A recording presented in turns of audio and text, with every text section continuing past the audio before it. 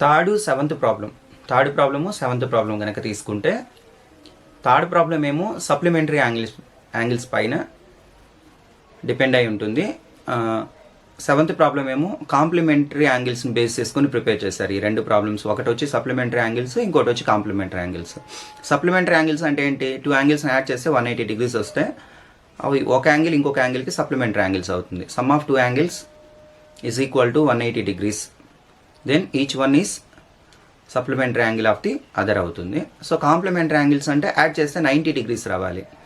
So అలా 90 degrees కనుక వస్తే ఆ 2 యాంగిల్స్ ఒక్కటి ఇంకొక దానికి ఏమవుతుందంటే కాంప్లిమెంటరీ యాంగిల్ అవుతుంది.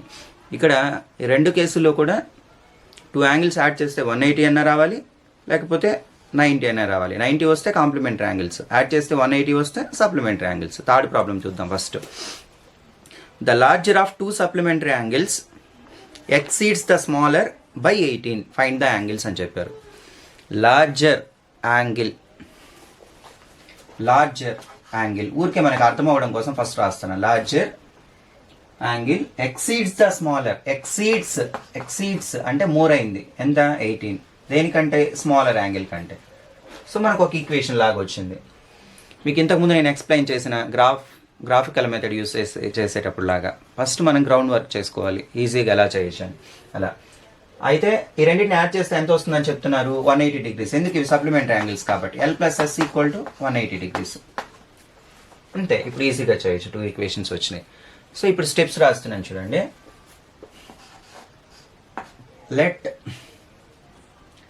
The supplementary angles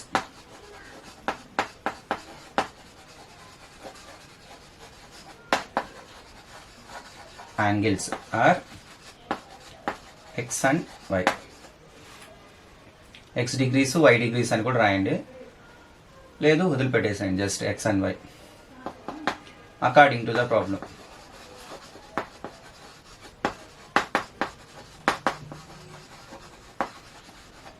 x + y = 180 degrees.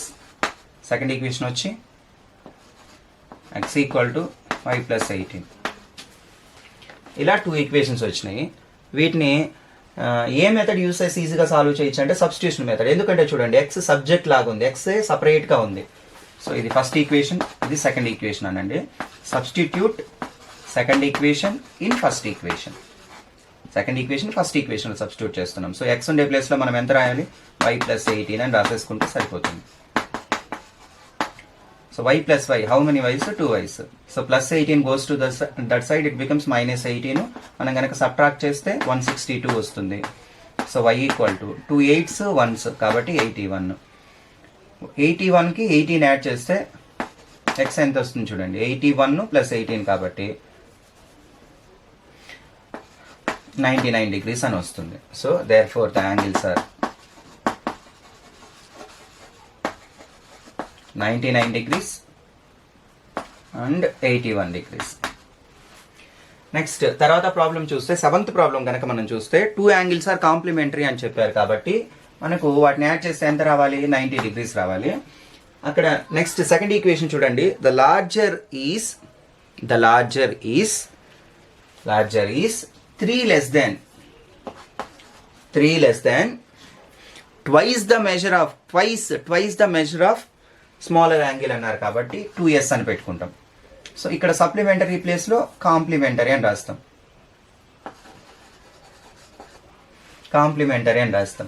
So according to the problem x + y = 90.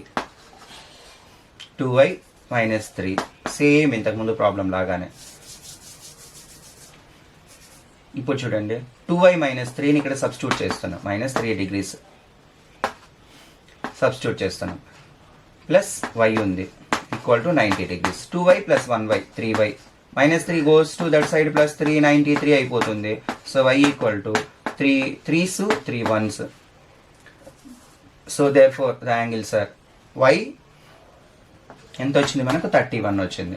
x చూడండి, x = 2y - 3 degrees కాబట్టి 231s ఎంత అవుతుంది? 62 అవుతుంది. 62లో 3ని సబ్ట్రాక్ట్ చేస్తే 59 degrees అవుతుంది.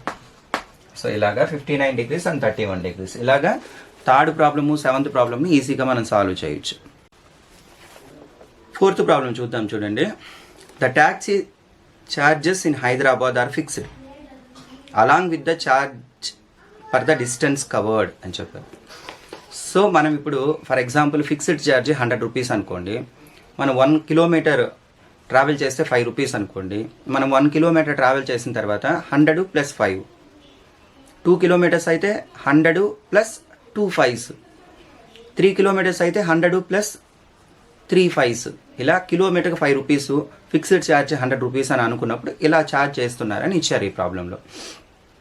నెక్స్ట్ ఇక్కడ ఏమి ఇచ్చారో చూడండి, వీళ్ళకి ఎలా ఛార్జ్ చేశారో చూడండి. ఒక పర్సన్ 10 కిలోమీటర్స్ ట్రావెల్ చేస్తే అతనికి ఎంత ఛార్జ్ చేశారంటే, ఇది కిలోమీటర్స్, ఎంత ఛార్జ్ చేశారంటే 220 రూపీస్ ఛార్జ్ చేశారు. అట్లా కాకుండా ఒకవేళ 15 కిలోమీటర్స్ కనుక ట్రావెల్ చేస్తుంటే 310 రూపీస్ ఛార్జ్ చేశారు. అప్పుడు ఫిక్స్డ్ ఛార్జ్ ఎంత అవుతుంది, ఛార్జ్ పర్ కిలోమీటర్ ఎంత, 25 కిలోమీటర్స్ కనుక ట్రావెల్ చేస్తుంటే ఎంత ఉంటుంది అని అడిగారు.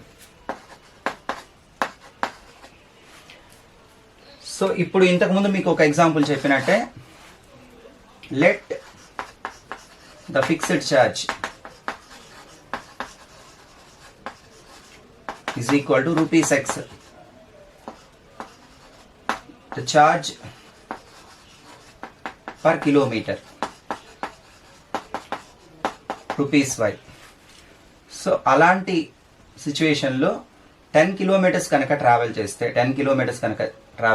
ఎంత అయింది, 220 రూపీస్ అయింది. So according to the problem.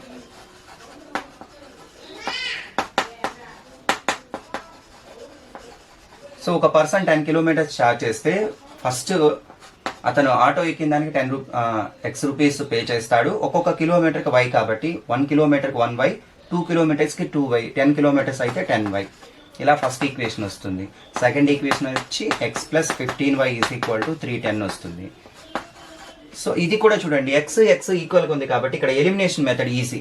xలో x subtract చేస్తే 0, 15లో 10 సబ్ట్రాక్ట్ చేస్తే 5y వస్తుంది, 310లో 220 సబ్ట్రాక్ట్ చేస్తే మనకు 90 వస్తుంది. సో మనం సెకండ్ ఈక్వేషన్లో నుంచి ఫస్ట్ ఈక్వేషన్ సబ్ట్రాక్ట్ చేస్తున్నాం, ఎలిమినేషన్ మెథడ్ యూస్ చేస్తున్నాం. y = 5 18s are 90. సో కాబట్టి y వాల్యూ 18 degrees అని వస్తుంది. అంటే ఒక్కొక్క కిలోమీటర్కి ఎంత ఛార్జ్ చేస్తారంటే 18 రూపీస్. వాళ్ళ ఫిక్స్డ్ ఛార్జ్ ఎంత అంటే ఇప్పుడు సబ్స్టిట్యూట్ చేయాలి. Substitute y in first equation. y value 18, 18 10s are 180. So sorry degrees అని రాశాను, సారీ ఇది డబ్బులు కదా, అమౌంట్ కాబట్టి రూపీస్. ఇది ఇక్కడ ఏం అవసరం లేదు, ఫైనల్గా ఆన్సర్ వచ్చినప్పుడు కావాలంటే రాద్దాము. 220, 180కి ఎంత యాడ్ చేస్తే 220 వస్తుందంటే 40, x = 40 రూపీస్ 40. ఇక్కడ రూపీస్ అని కూడా రాయాల్సిన అవసరం లేదు, ముందే రూపీస్ అని పెట్టుకున్నాం కాబట్టి దేర్ఫోర్ ఫైనల్గా ఫిక్స్డ్ ఛార్జ్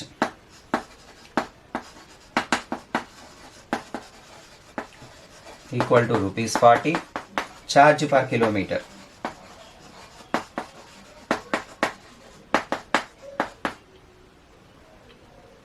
rupees 18. ఇప్పుడు 25 kilometre charge for 25 kilometers,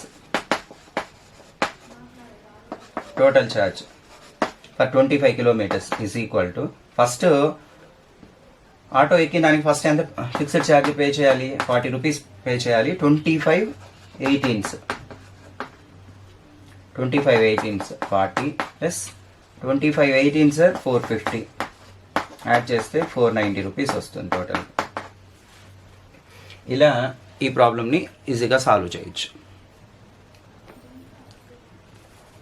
fifth problem కనుక చూస్తే,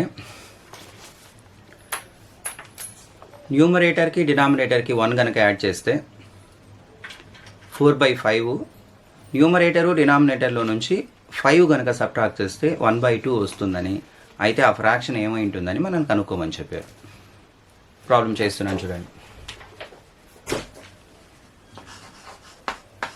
లెట్ ద న్యూమరేటర్ x అని, the denominator డినామినేటర్ వై అని అనుకుంటున్నాం. సో ఇలా తీసుకున్నప్పుడు according to the problem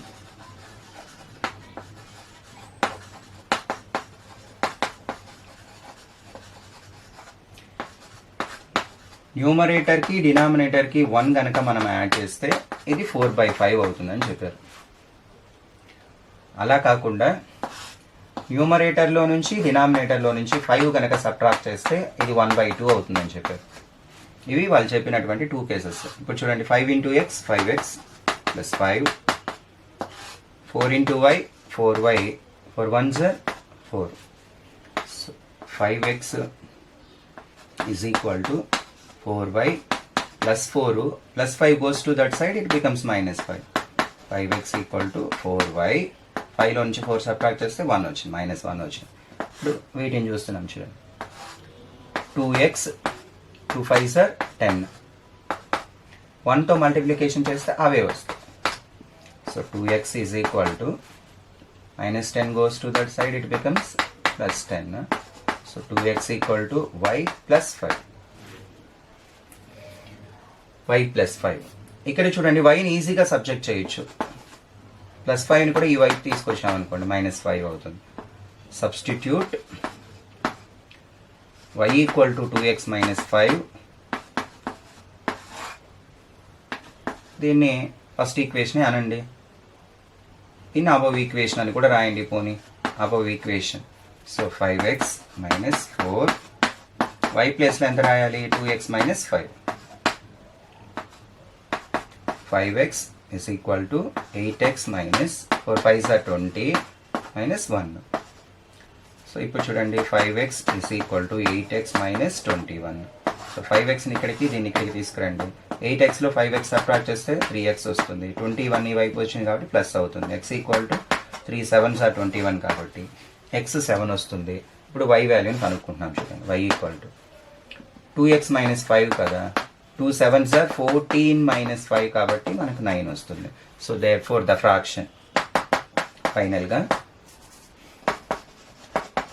the fraction. So y మనకు 9 వచ్చింది. So fraction 7/9. మనం ఒకసారి చెక్ చేసి చూద్దాం చూడండి. 1 యాడ్ చేసామనుకోండి, అప్పుడు 8/10 క్యాన్సిల్ చేస్తే 4/5 అవుతుంది. అదే 5 సబ్ట్రాక్ట్ చేసామనుకోండి, 2 డినామినేటర్లో వచ్చి 4 వస్తుంది. మనం క్యాన్సిల్ చేస్తే 2/4 కాబట్టి క్యాన్సిల్ చేస్తే 1/2 వస్తుంది.